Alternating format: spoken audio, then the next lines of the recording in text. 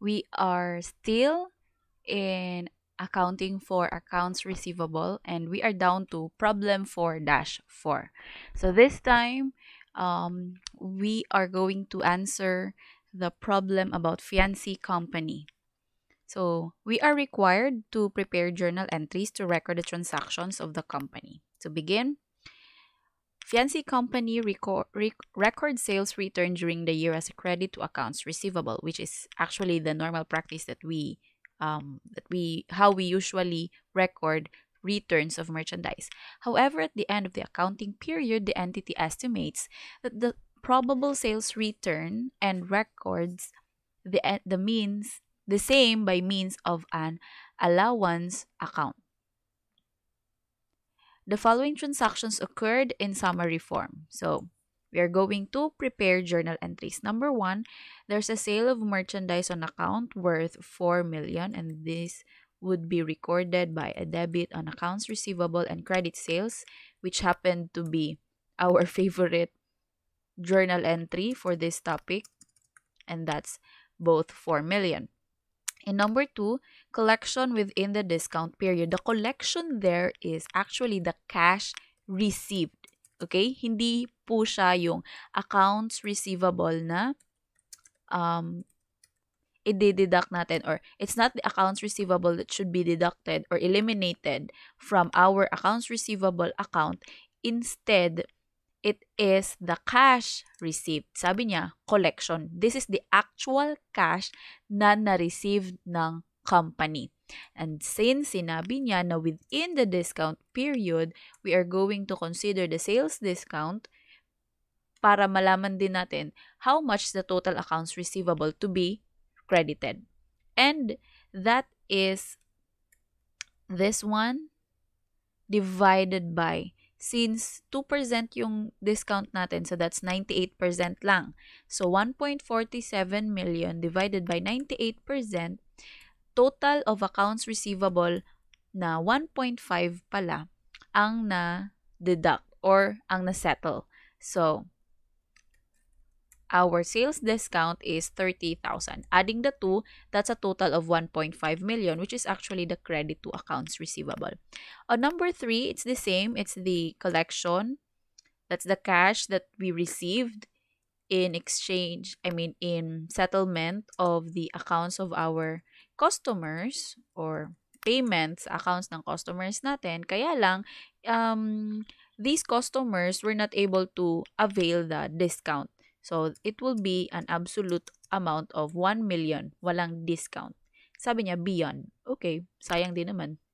Pero, whatever.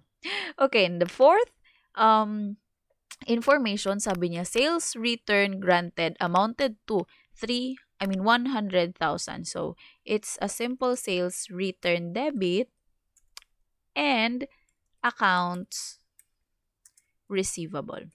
Binalik ang merchandise, so di na ta maningil. Okay, so that's 100,000. And sales return estimated at the end of the year. So simple lang, we just have to set up an allowance for this. So sales return pa rin 20,000. Kaya lang, since hindi naman siya actual na binigay or binalik ang merchandise sa atin, yung 20,000 na yan, it's not actually returned, kundi ginawa lang nating estimate na maybe sooner or later after the reporting period, may customers na magre-return ng merchandise, then sige, let us set up an allowance for that. Allowance for sales return. Again, walang actual na return na nangyari. Hindi katulad dito. There was an actual return that happened. Kaya sinabi niya sales return granted. That is why inalis na natin sa accounts receivable account. Sa accounts receivable. Pero ito namang number 5, walang actual return na nangyari. Kaya allowance lang muna. Okay? And again, this is a contra asset or a contra receivable account. We are going to deduct this from our accounts receivable para makuha si net realizable value. Okay? So that's problem 4-4, and let's go to 4-5.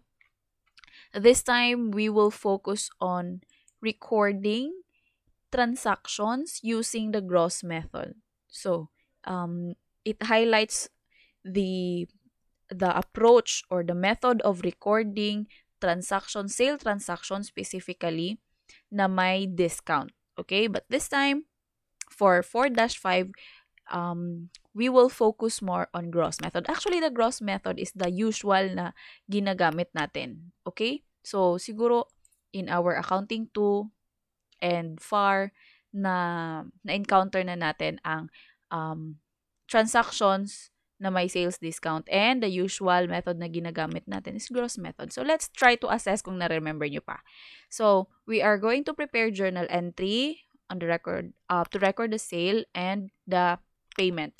So, on June 15, Romela Company sold 100 units for 45,000 each, and that will be debited to accounts receivable and credit sales.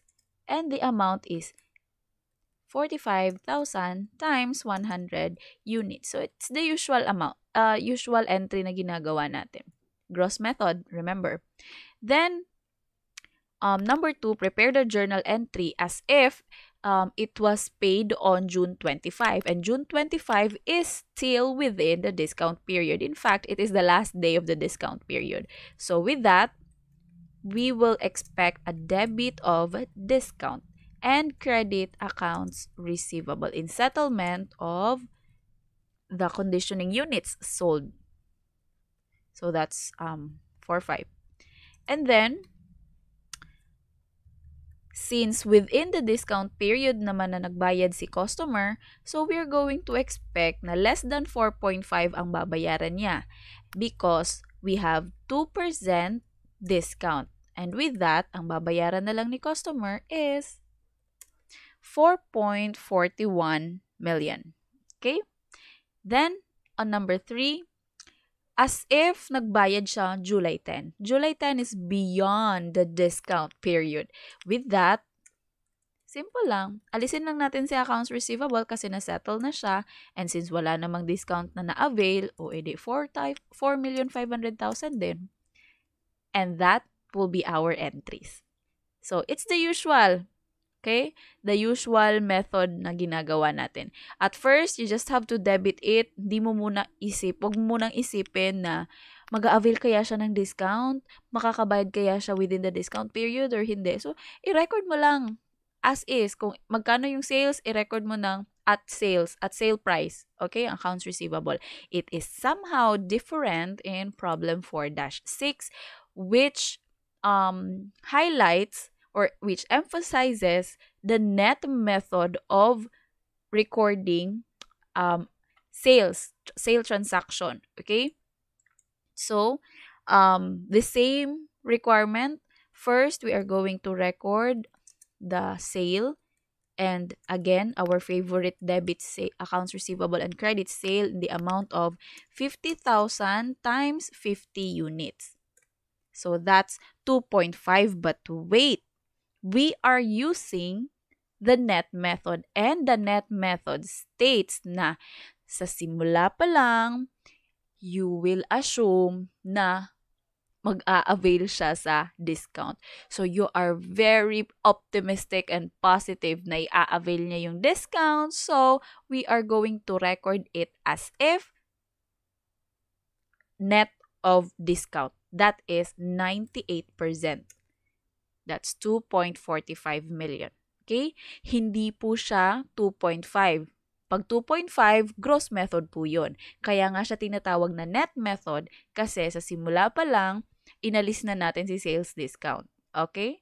So, that is 50,000 times 50 units times the 98% kasi binawas na natin agad si 2% discount. So, hopefully, makakabayad siya within the discount period. And if that happens, kasi on assumption number 2, nagbayad daw siya nung February 24, which is 10 days from the date of sale. So, naka-avail pa siya sa discount. So, what happens here is just a simple cash and accounts receivable. So, if you could notice, wala siyang, hindi niya na record yung sales discount. Tama? Unlike the usual method na ginagawa natin na pag nakabayad siya within the discount period, we're going to debit sales discount. This time, wala kang makikitang sales discount. Bakit? Kasi automatic yan na 2,450. Dinidak na natin yung discount dito pa lang. So, wala kang i-record na discount dyan kasi dito pa lang nag-assume ka na i-avail niya. At in-avail niya nga. So, that is 2,450. So, ito yung ni-record mo sa simula na net of discount. Pag nakabayad siya within the discount period, yan lang din ang i-close mo. Okay? 2,450. Walang problema. The case here or what makes this medyo complicated pag hindi siya nagbayad within the discount period. Because your assumption, magbabayad siya, but then hindi pala siya nakapagbayad within the discount period. Ganun pa rin, debit cash, credit accounts receivable, and take note, hindi mo pwedeng gawing 2.5 si accounts receivable kasi kung magkano yung ni-record mo at first, yun lang din ang i-close mo dito. Or else, magka-credit balance si customer pag sobra ang naka-credit. So, that will still be 2,450. But, your cash will not be 2.45 million. Hindi siya nakapag-avail. That is 50,000 times 50 units. Therefore, babayaran niya 2.5. Hindi niya na-avail ang magkano po ba? 50,000 sales discount. At dahil hindi niya na-avail, tatawagin natin yang sales discount forfeited. Ito yung benefit na hindi niya napakinabangan. Okay? Kaya forfeited ang tawag. And, di ba ang sales discount, normal balance niyan dito sa debit. Sa contra sale account. Pero dito, nakita mo, sales discount forfeited, naka-credit siya. This sales discount forfeited is considered as an income. This is part of your other income. So, other income siya in a sense na supposedly, hindi natin to ma-earn kasi we are hopeful na makakabayad siya within the discount period and lo and behold, hindi pala siya nakapagbayad within the discount period. Yan tuloy, naging mas malaki na yung binayad niya sa atin compared dun sa in-expect natin sa kanya. So, yung sobra, that will be like a little income on our part. So, that's other income. And that is net method of accounting for accounts receivable. And the last problem for this topic, accounts receivable, would be 4-7. And we are going to prepare journal entries to record sales, sales return, and the adjusting entry. Now, Raven Company started business in March 2019, and we are going to record the sale that happened on that year, and that is accounts receivable. Siguro sa ngayon na-memorize nyo na to, di ba? Debit accounts receivable, credit sales. And that would be 4 million. Ayan. And then, the entity priced its merchandise to yield a 40% gross profit based on sales. That would be useful if you are using the perpetual method. Okay? Pero hindi naman natin gagamitin yun dito. So, hindi tayo magre-record ng cost of sales and credit inventory. So, let's just proceed. Next, the industry statistics suggest that 10% of the merchandise sold to customers will be returned. Okay? So, 10% ang mare-return. Compute nga natin dito. Estimated return. That would be 4 million times 10%. We are expecting na some of the merchandise sold to customers will be returned, and that is 400,000. Yun yung sabi ng statistics. But let's try to find out kung yan ba talaga ang naging return ng mga customers. Sabi dito, the entity estimated sales return based on the industry average. So, gagamitin niya tong 10%. So, kailangan may 400 din. During the year, customers returned goods with sale price of 300,000. Ibig sabihin, may actual return na nangyari. And accounts receivable credit and a debit of sales return for the actual amount of 300,000. But take note, sabi niya, ito ang susundin ng company. Okay? Ito yung gagamitin niya as an ito yung gagamitin niya per record dun sa sales return. So, as of the moment, yung actual return na nangyari is 300,000. Therefore, kulang pa tayo ng how much? 100,000. So, dapat dagdagan pa siya ng 100,000 but wala namang nangyaring actual return. At ano nga ulit yon? Lagay muna natin sa allowance for sales return.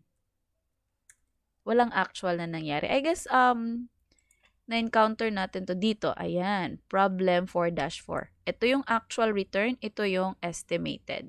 The same goes here. Ito yung actual, ito yung estimated. Actually, yung estimated niya is 400. Since may 300 naman na actual, 100 na lang idagdag mo dun sa sales return mo para mag-equal ka dun sa estimate niya. Okay? So, that's problem 4-7 Raven Company. So, in the next video, we are going to talk about allowance for doubtful accounts. Okay? So, I hope you learned something, and pag medyo libog, then you just have to review the video. Thank you.